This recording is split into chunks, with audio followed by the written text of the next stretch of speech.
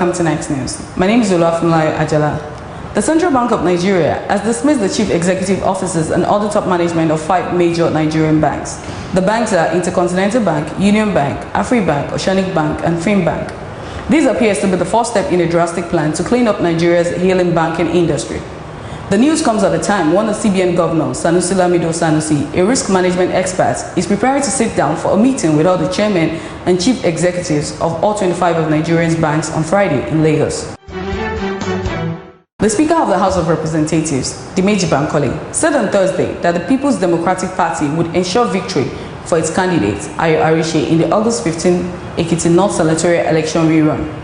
Bankole made the statement while addressing PDP supporters at the final rally for the senatorial election rerun at Oye Ekiti.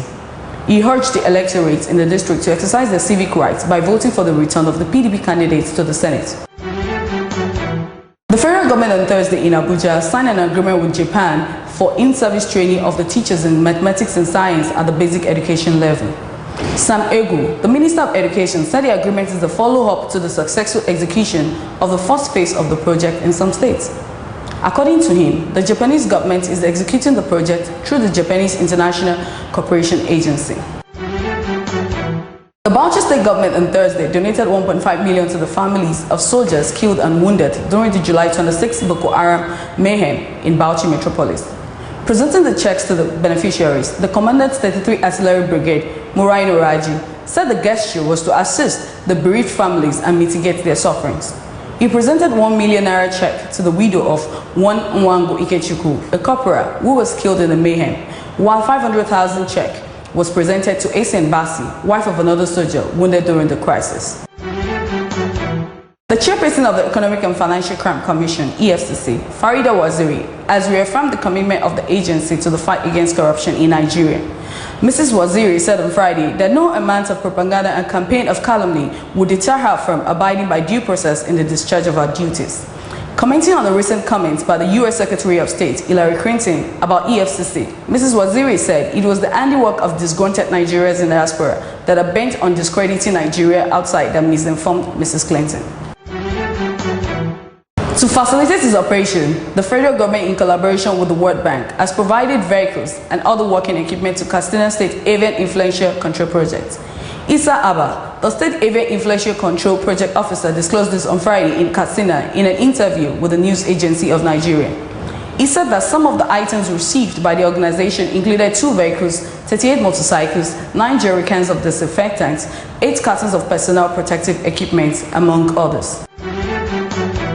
The Osun State Elections Petitions Tribunal in Osogbo on Thursday granted the application of Governor Olaguse Oyinlola for a 21-day extension to inspect materials used for the April 14, 2007 governorship poll.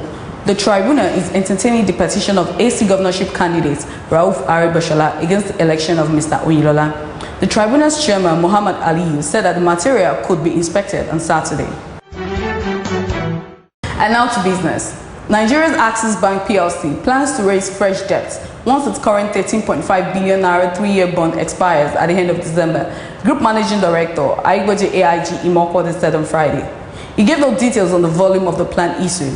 Axis is the top Nigerian bank to have announced plans in the past month to raise debts.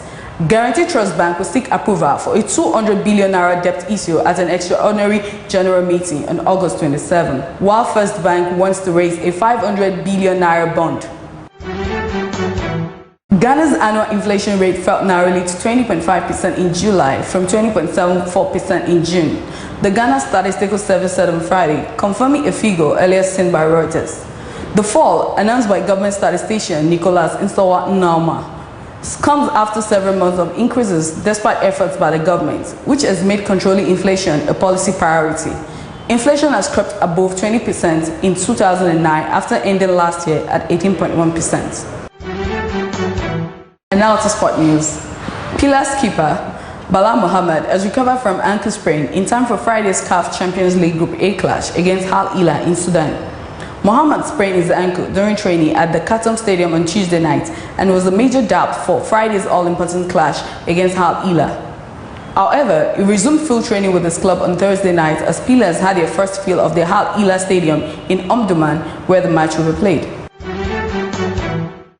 US and Los Angeles Galaxy soccer star Landon Donovan has tested positive for the H1N1 flu virus. Sports Illustrated reported that Donovan got the news on Thursday. He had apparently been feeling ill since the US's squad met for training camp in Florida.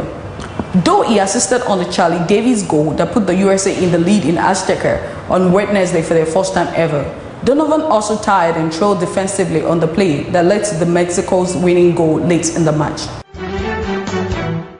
Thank you for watching Next News. For details on these and other stories, please visit our website www.234next.com 234next.com.